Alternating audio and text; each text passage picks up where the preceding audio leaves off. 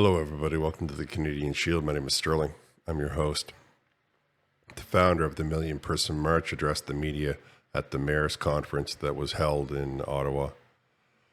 And you could hear in his approach and his voice that he was, on the one hand, trying to tell you that the media is attacking and slandering him, which is completely, well, I'll get into what my opinion is on that. And at the same time, he was trying to make people understand that he's not trying to harm anybody. He is trying to just protect his own loved ones.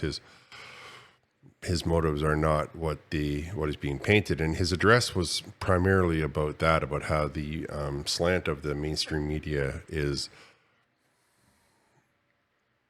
leading people to think that he's something that other than he's not. And as a result, of course, he's suffering a lot of abuse, an abuse that can only be laid at the feet of the people that propagate the misinformation and the disinformation.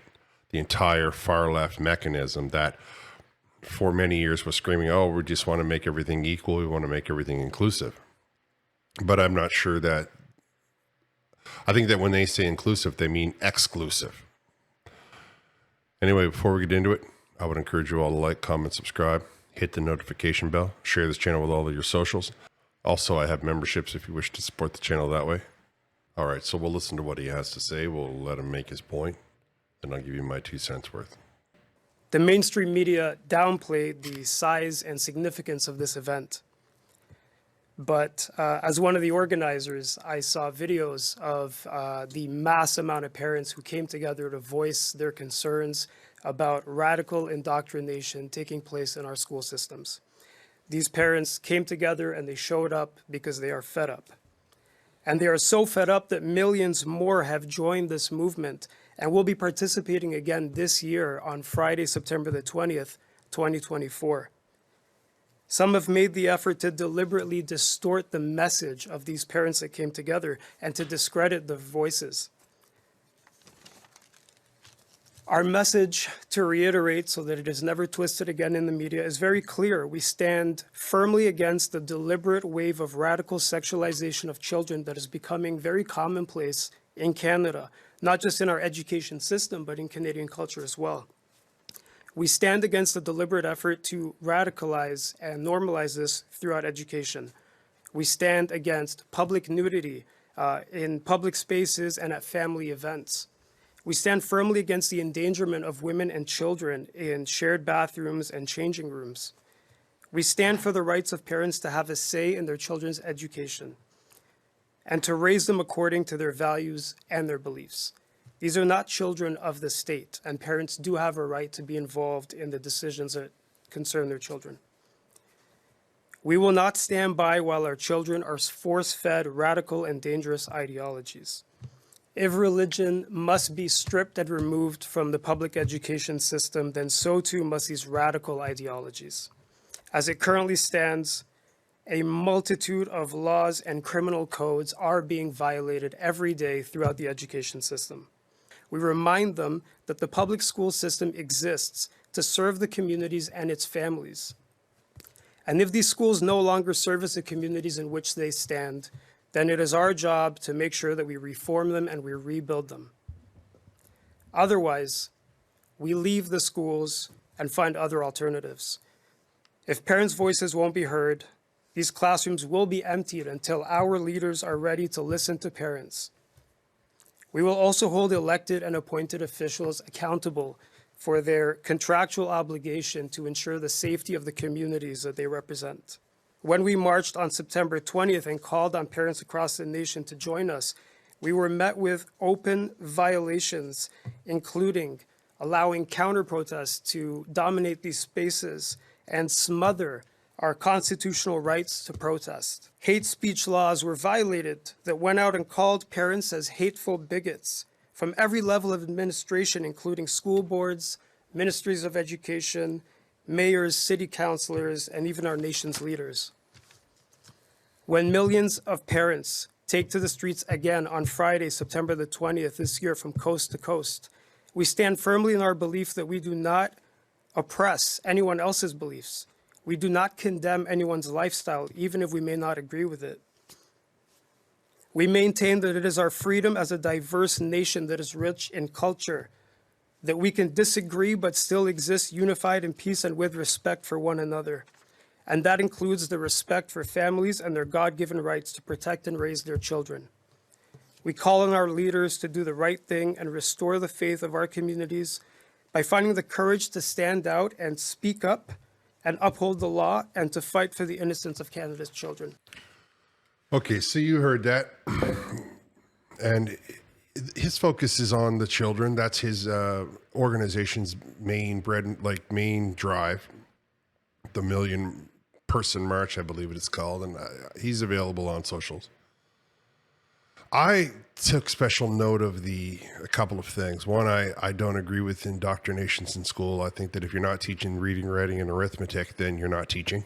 I think that we should spend less time worrying about that kind of politics and just worry about preparing them for, engineering courses or whatever particular program that they like. The 3 R's they used to call it: reading, writing, and arithmetic.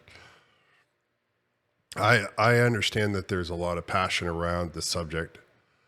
What I don't agree with is the government allowing, because I did watch some of the videos from last year when they did that march, and the counter protesters were permitted to throw things, call names. They were permitted to touch their signs. They were permitted to put what do you call those, megaphones in their faces from very close range. Were we to reverse that? Were we to allow a counter protest where we were celebrating some sort of, let's call it a pride event, and the individuals were allowing to take the pride placards or yell at them with a megaphone right away? Or were we able to were we to take that scenario and just reverse the parties? The government wouldn't permit that. So why is the government permitting it when it's the other way around? And I think that that's kind of the point that he's trying to make. This two-tiered system, if you're on one part of the spectrum, you're allowed to do whatever you want. And if you're on another part of the spectrum, you are not allowed to do exactly the same thing. Now, people will say all kinds of things about what I just had to say, but my point isn't it does not matter. You can switch it all out. If you do not treat them the same, then it's not equality, it's privilege. When you say, well, there was a time when they had to march arm in arm, and what was it called, the Stonewall riots? That's what it was called in New York. So they were marching arm in arm. Or when it was the women's rights in the 1920s and they were marching arm in arm and everybody was demanding that they have the right to say what they want to say. In those times, people were told that, let's let them have their free speech, let them have their say. Now, when the shoe is on the other foot, when the person who doesn't agree with with certain ideology wants to have their say, all of a sudden, those same groups that were demanding equality are demanding censorship, are demanding the right to be angry about it. And they'll say, well, this is our virtue signal. We're being virtuous.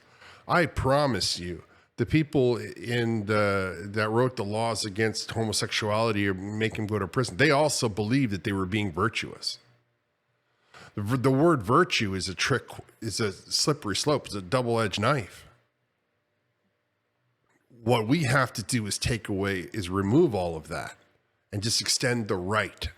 It's the right to say what you want. It's the right to disagree with a person. It's the right given to them under the legislation, under the law, by the people that are elected. If you don't extend that right, then the right that you are now abusing can be stripped from you just as easily. And I think that is the point that I would like to take away from this. The hypocrisy, the two-tiered system, where you got to have this bubble zone around a library that's having a reading hour, but you can't have a bubble zone around somebody who is protesting reading hour. I get that maybe you don't want to have them right in the same room and all that kind of stuff. I don't agree with bubble zones, but let's just say for the sake of argument that that's what you elected to do in your particular municipality. Well, the same should be held true for the counter, because that's what equality is. Equality is applying the rule no matter what skin tone, no matter what preferences, no matter how you choose to dress, no matter any of that. The only way that you can achieve equality is to actually treat people the same. And if you want to allow some people to protest, you have to allow everybody to protest. And if you want to allow some people certain protections, you have to allow everybody those same protections. Any variation from that is not equality. Any variation from that is simply tyranny. That's just my opinion. You can leave me your opinion down in the comments. I want to thank you all for listening. I'll talk to you next time.